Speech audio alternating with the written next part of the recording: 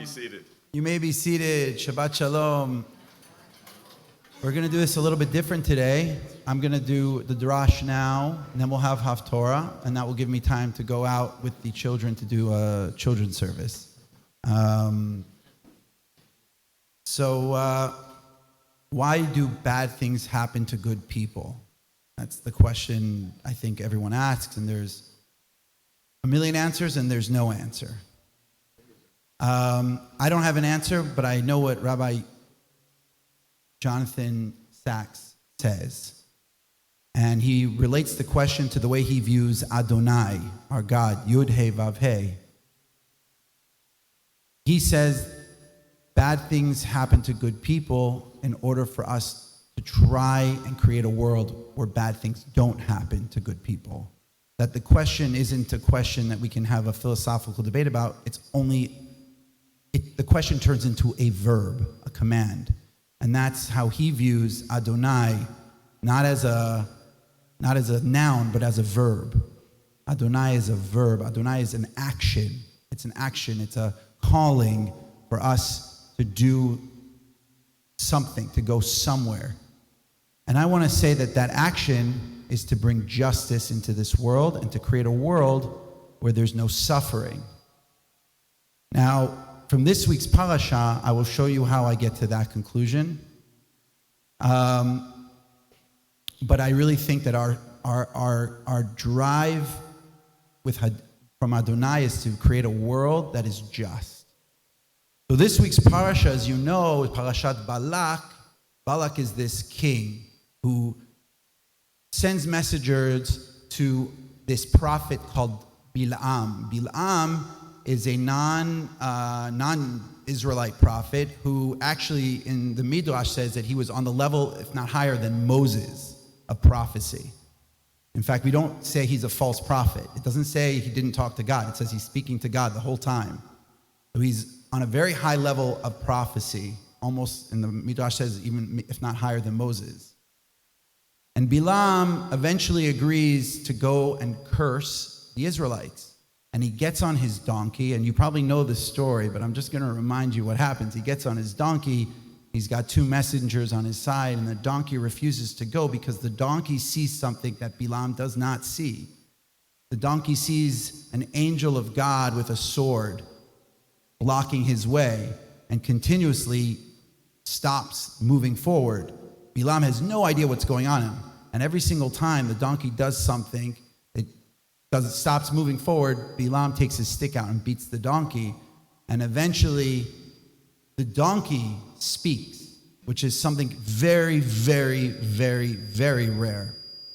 Something very, very, very rare in our Torah. It's just absolutely rare. There's only one other time in the Torah where an animal speaks, and we'll talk about that in a minute. And the donkey says to Bilam, "Look in front of you. Do you not see this?" He actually says, have I ever not listened to you? What do you think I'm doing? I want to go forward, but look in front of you. And Bilam sees the angel of God with the sword. And he stops and he realizes that he's going against God's will. And to go against God's will, especially Adonai, you can't do that.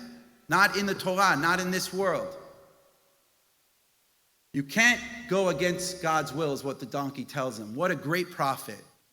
Azma, so what? He did nothing. And I'll tell you why he did nothing. I'll tell you why he's not on the level of Moses or on the level of Jacob or on the level of our people. Because when we see an angel of God stopping our way, what do? What does Jacob do to become Yisrael, the warrior of God or the fighter with God? Jacob doesn't stop. Jacob fights. Jacob argues. So does Abraham. So does Moses. We see the will of God and God comes in front of us as an angel and we don't stop. We pursue justice. Why? Because we were kicked out of the Garden of Eden.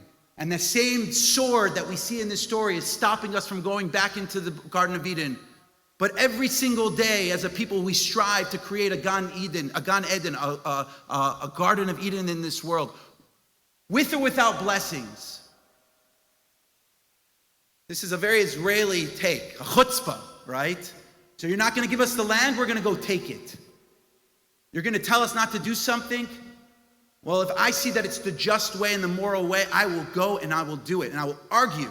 And that's what saves our people time and time again. Bilam, this great prophet, listens to a donkey. Doesn't listen to his soul. Doesn't see the truth inside of him. He has to hear it from a donkey. And then even then he can't even wrestle with God, unlike Jacob. And then when Bilam finally sees the tents of Jacob, what does he say? Matovu ohalecha Yaakov. How great are the tents of Jacob. He says Jacob. He doesn't say Yisrael because he doesn't see Jacob for who he really is. Yisrael. Jacob was Jacob before he wrestled with God. He became Yisrael. He doesn't say Matovu ohalecha Yaakov. Mishkonatecha Yisrael. He sees Jacob and the people as Jacob and not the wrestlers with God. And why is that important for me today? Because sometimes the world tells you, look at the Torah, look at what it says here. What you're doing is evil, what you're doing is wrong. But I don't see that sometimes. I see it as sometimes what it says here doesn't sit well with me. And I have to wrestle with God, wrestle with this morality and try to make it come together. And usually on these Shabbatot, by the way, the rabbi or whoever the clergy is here, they go and they march in the parade, in the Pride Parade, which I'm not able to do today because I'm here, and this is only 2 weeks that I'm here. And there's a wrestling that happens, but there's a justice that needs to be brought into this world, whether there's an angel of God in front of you or not. And it is unjust to treat people poorly because of who they love. It is unjust to look at people by their skin color or by their religion and treat them poorly. Whether the Torah says it or not, it's unjust. And we have to wrestle with God. That's the way forward. That's Israel. That's Jacob. That's Moses. That's Abraham. God comes to us continuously and tells us, I'm going to destroy the town. I'm going to destroy the people. I'm going to destroy you. And we say, no, God, you gave us the Torah, but we are your partner in this world. Trust us. And that's how you turn curses into blessings.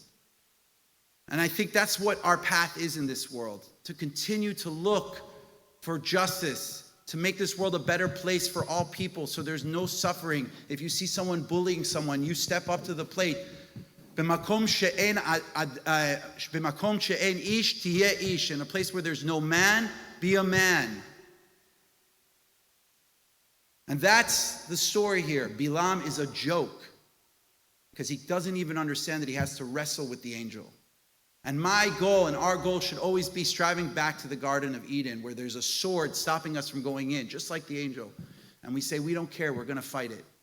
We're going to fight that angel of God. We're going to create a world that's the Garden of Eden, and God will bless us for it. And we see in the Talmud that we argue a case, and there's a case of an oven, whether it's kosher or not, and the rabbis are sitting there, and all the rabbis say it's not kosher. But one rabbi says, no, I heard God say it's kosher. Have you heard this story before? Right? So this one rabbi says this is a kosher oven, and all the other rabbis say it's not a kosher oven. And this rabbi who says it's a kosher oven, I've heard God's voice, a bat kol from heaven. I have God's will on my side. And the rabbis say, Azma, so what? God gave us the Torah. We are the rabbis. We are the people that it's for us. And then this man said, no, I'll show you. I'll prove it to you. And he makes the walls of the house of study go like this. And it's a clear sign that God's with him. And what do the rabbis say? Azma, so what? This is the way it works today. And then this rabbi over says, now, you see the water over here? It's going downstream. I'm going to make it go back upstream. Look how much of a miracle that is. And then eventually even God says, I am on his side. And the rabbi says, Azma, so what? The Torah was given to us. It belongs to us. We decide how we move forward with God's will. And that's the story. And God ends up blessing those rabbis and agrees with the rabbis in the story. That's the story here. So we should be looking to create a world of justice. And that's the answer to the question, according to Rabbi Sachs. Why do bad things happen to good people? Why is there suffering in this world? I don't know why, but I do know what I have to do. I have to go and create a world that's more just, where people suffer less, and that people that are minorities have to feel, and we know that as Jews, we have to feel not persecuted, and we have to embrace those that are feeling persecuted. And that's the story here of Bilam, the not so great prophet. Shabbat Shalom. And I want to say that any children here, now I'm going to take the children out for children's service. We'll go meet in the back, and Shabbat Shalom.